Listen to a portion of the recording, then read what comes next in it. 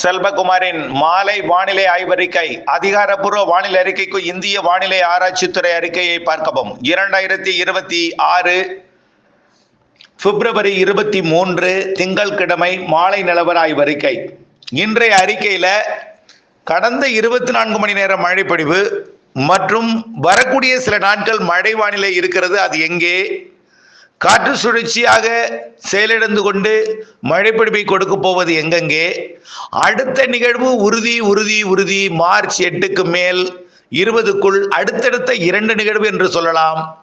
ஆகவே கண்டிப்பாக இரண்டாவது நிகழ்வு மார்ச் 15லிருந்து 20 வரை சற்று வலுவான நிகழ்வாக வந்து நிறைய மழைப்பொழிவை தருவதற்கு சாதகம். அதற்கிடையே வானிலை எப்படி அமையும்? மழை எங்கே? வெயில் எப்படி? மழைக்கு வெயிலுக்கு காரணம் என்ன? இவையெல்லாம் இந்த அறிக்கையில கொஞ்சம் பார்ப்போம். கடந்த 24 மணி நேர மழைப்பொழிவை பொறுத்த வரைக்கும் அதிகபட்சமாக 8 சென்டிமீட்டர் வரைக்கும் மழை பொழிந்திருக்கிறது. 96 மில்லிமீட்டர் வரைக்கும் மழை பொழிந்திருக்கு. வாழைக்குளம், அதாவது ஸ்ரீவில்லிபுத்தூருக்கு வடக்கே இருக்கக்கூடிய விருதுநகர் மாவட்டம் வாழைக்குளம் 96 மில்லிமீட்டர். அடுத்தபடியா பார்த்தீங்கன்னா தென்காசி மாவட்டம் அழகாபுரி 83 மில்லிமீட்டர், நவநீத கிருஷ்ணபுரம் 70 மில்லிமீட்டர், அடுத்தது தடியம்பட்டி 65 மில்லிமீட்டர், தேவர்குளம் 77 மில்லிமீட்டர், அடுத்தபடியாக காவலாங்குறிச்சி 68 மில்லிமீட்டர், ஆலங்குளம் 66 மில்லிமீட்டர். மேலும் பார்த்தீங்கன்னா 5 சென்டிமீட்டருக்கு மேல நிறைய இடங்கள் மழை பதிவாயிருக்கு. சிவலர்குளம் 83 மில்லிமீட்டர். இதெல்லாம் பார்த்தீங்கன்னா 5 சென்டிமீட்டருக்கு மேல. இதெல்லாமே பல அதிகாரப்பூர்வ மழைமானி இல்லை, இன்னும் அங்கீகரிக்கப்படலை. தமிழ்நாடு அரசால் நிர்வகிக்கப்படக்கூடிய கிராமப்புறங்களில் பதிந்திருக்கக்கூடிய இது மழைமானி. இது இந்திய வானிலை ஆய்வு நிறுவனத்தால் இன்னும் முழுமையாக ஏற்றுக்கொள்ளப்படவில்லை என்று நினைக்கிறேன். ஆனால் இந்த மழை பதிவெல்லாம் இன்றைய பட்டியலில் வரவில்லை. ஆனால் நிறைய இடங்கள்ல மழை பொழிந்திருக்கிறது. கிராமப்புறங்களில் பல இடங்கள்ல கரிவளமந்தநல்லூர் 32 மில்லிமீட்டர். இன்னும் பார்த்தீங்கன்னா நிறைய இடங்கள்ல மழை. அது படித்தன்னா ஒரு பெரிய பட்டியல தான் இருக்கு. இப்போ வரைக்கும் 6 சென்டிமீட்டருக்கு மேல நான் படிச்சிருக்கேன். இன்னும் பல இடங்கள்ல பார்த்தீங்கன்னா சங்கரங்கோயில் தென்காசி மாவட்டம் 4 சென்டிமீட்டர், பெருஞ்சாணி கன்னியாகுமரி, சிவலோகம் சிற்றார் 2 கன்னியாகுமரி, கொடுத்துறை கன்னியாகுமரி, சுரலக்கோடு, புத்தன் அணை, கயத்தாறு இவெல்லாம் 3 சென்டிமீட்டர். நிறைய இடங்கள்ல மழை பொழிந்திருக்கிறது. 1 சென்டிமீட்டர்ல நிறைய இடங்கள் மழை பொழிந்திருக்கு. அப்புறம் நேற்றைக்கு கோயம்புத்தூர் மாவட்டம் வடக்கு பகுதியில் கூட நேற்றைக்கு மழைப்பொழிவை கொடுத்திருக்கிறது. நீலகிரி மாவட்டத்தில் கூட மழைப்பொழிவு தான். கோயம்புத்தூர் மாவட்டம் வடக்கு பகுதி காரமடை 32 மில்லிமீட்டர் மழை பொழிந்திருக்கிறது. நீலகிரி மாவட்டத்தோட கொணவக்கோரை 20 மில்லிமீட்டர் மழை பொழிந்திருக்கு. நிறைய இடங்கள்ல மழை இருந்தாலும் லேசான மழையாக பல இடங்கள் இருந்தது. தென் மாவட்டங்கள்ல குறிப்பா விருதுநகர், தென்காசி, திருநெல்வேலி, கன்னியாகுமரி, தூத்துக்குடி மாவட்டத்தில் நல்ல மழை பொழிந்திருக்கு. ஒதுக்கி தான். அதுவும் நிறைய இடங்கள்ல குறைவாகவும் ஒதுக்கியும் இருக்கு. இந்த நிலையில இன்றைக்கு வெயிலை பொறுத்த வரைக்கும் ஈரோடு மாவட்டம் 38 டிகிரி செல்சியஸ், அதாவது 100 டிகிரி ஃபாரன்ஹீட் வெப்பம் உயர்ந்திருக்கு. காரணம் என்ன? வங்கக்கடலில் இருக்கக்கூடிய நிகழ்வு கிழக்கு காற்றை கொண்டு வராமல், கிழக்கு காற்று தான் கொண்டு வருது, நிலநடுக்கோட்டு இந்திய பெருங்கடல் காற்றை கொண்டு வராமல் கிழக்கு காற்று, அதுவும் மியான்மர் பகுதியிலிருந்து எடுக்கக்கூடிய கிழக்கு காற்று தமிழ்நாட்டில் ஊடுருகிறது. இது தமிழ்நாட்டின் கரையோர பகுதிகளில் நுழையும் பொழுது குளிர்ச்சியா இருக்கும். இப்பொழுது இந்த அறிக்கையை கேட்டுக்கொண்டிருக்கக்கூடிய இந்த மாலை நேரத்தில், முன்னிரவு நேரத்தில் பாருங்க, டெல்டா மாவட்டம்லாம் குளிர்ச்சியான காற்று கிழக்கில் இருந்து வரும். மிக இதமான காற்றாக, குளிர்ந்த காற்றாக, ஒரு தென்றல் போல வாடை காற்று இருக்கும். இது அதாவது வடகிழக்கு கிழக்கு காற்று. இந்த காற்றில் இருக்கக்கூடிய ஈரப்பதம் வெப்பத்தால் லேசாக்கி மேலெடுந்து கேரள பகுதியில் போய் மழை பொழிவை கொடுக்குது மேலெடுந்து.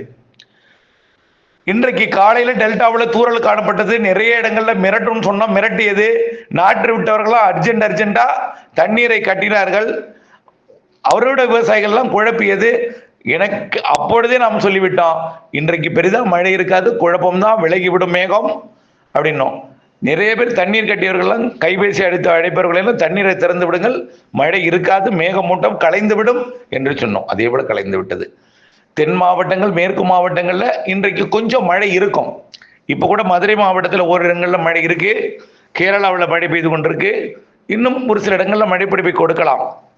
இன்றைக்கு வரக்கூடிய வெப்பத்தால் லேசாக்கி மேலெடுந்தது எல்லாம் கேரளா பக்கம் போயிடுச்சு. மேற்கு தொடர்ச்சி மலையோட உச்சி பகுதியில் போய் மழைப்பிடிப்பை கொடுக்குது. ஒரு சில இடங்கள்ல மழைப்பிடிப்பை கொடுக்கலாம், தவிர இன்றைக்கு பெரிதாக இருக்காது. இது எங்க போகுதுன்னு பார்த்தீங்கன்னா, தமிழ்நாட்டுக்குள்ள நுழைந்து கேரள பகுதியில் போய் மழைப்பிடிப்பை கொடுக்குது.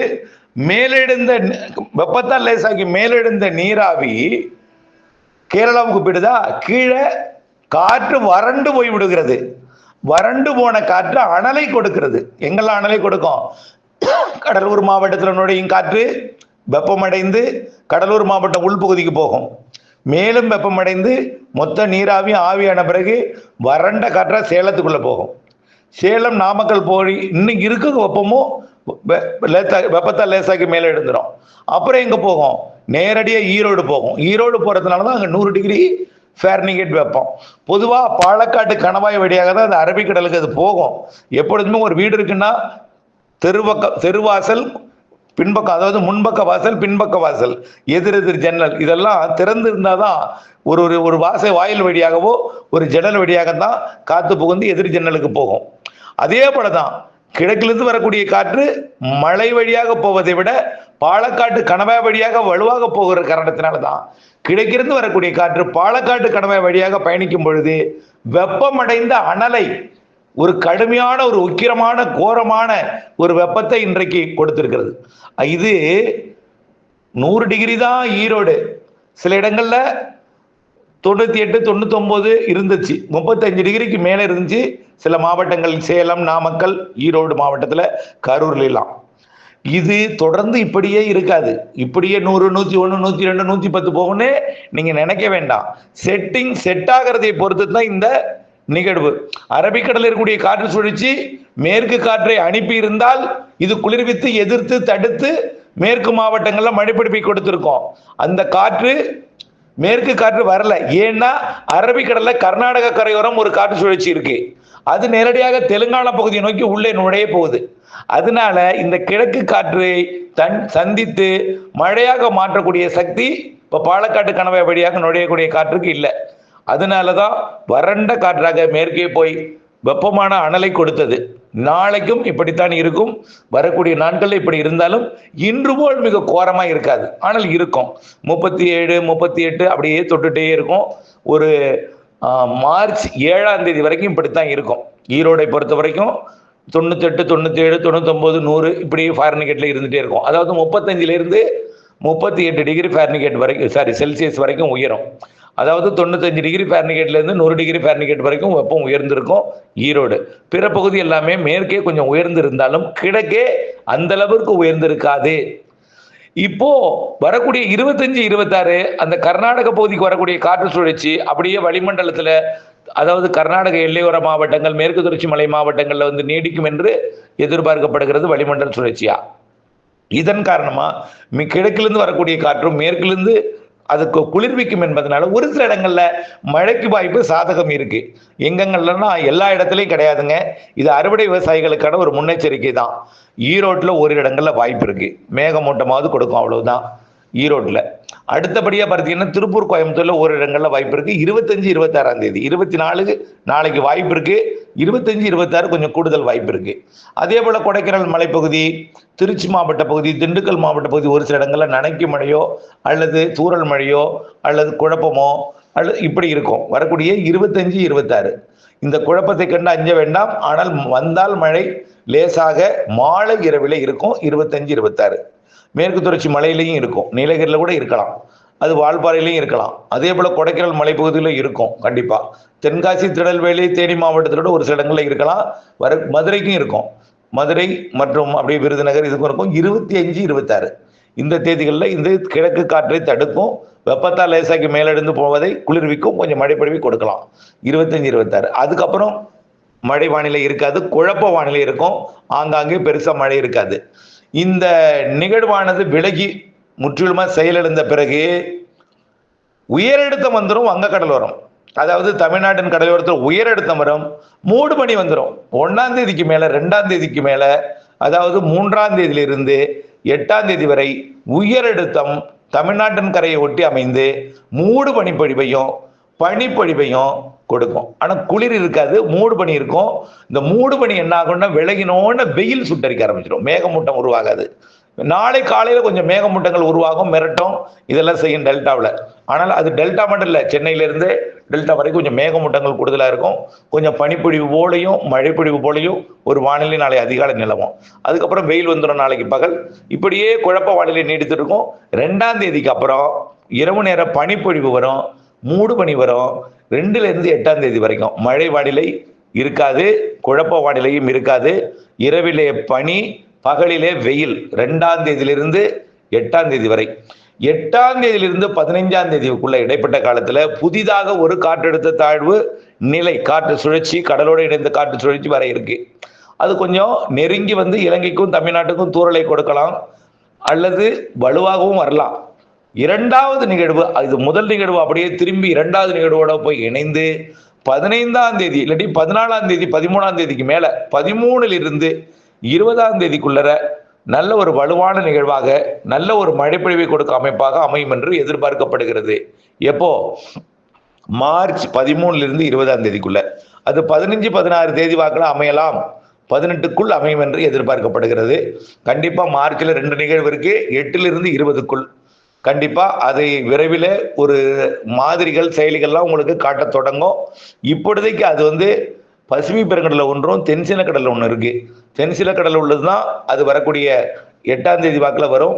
15ஆம் தேதி உள்ளது பசிபிக் பெருங்கடல். அது வலுவான நிகழ்வு தான். அங்கிருந்தே பசிபிக் பெருங்கடலையும் அது வலுவாகி தென்சீன கடலையும் வலுவாக வந்து தாய்லாந்து வளைகுடா வழியாக கொஞ்சம் வலுவாகவே வந்து நல்ல ஒரு மழைப்பொழிவை மார்ச் 15 தேதி வாக்கில் கொடுக்கலாம் என்று எதிர்பார்க்கப்படுகிறது. இதை நாம் ஏற்கனவே சொல்லியிருக்கிறோம். ஆகவே அறுவடையை பொறுத்த வரைக்கும் எந்த அச்சமும் கொள்ள வேண்டாம். தென் மாவட்டங்கள், மேற்கு மாவட்டங்கள்ல இந்த 25 26 லேசான மழை இருக்கு, அது பெரிதாக இருக்காது. பிற டெல்டா மாவட்டங்கள்லாம் மிரட்டல் இருக்கும், அறுவடை செய்யலாம்.